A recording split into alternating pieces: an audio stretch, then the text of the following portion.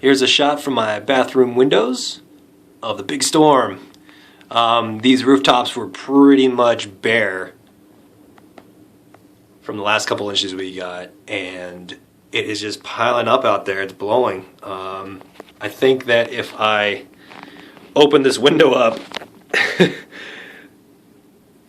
I'd pretty much be able to stick my finger in that snow. So that's a good couple feet built up there, but again, that's not total accumulation. It's just blowing. Can we focus? Thank you. But yeah, it is just blowing hard out there. Those trees are waving hard.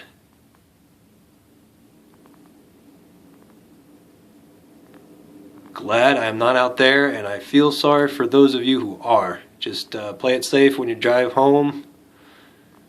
Don't take too many risks. Leave plenty of space. Drive slow. Brake early and often.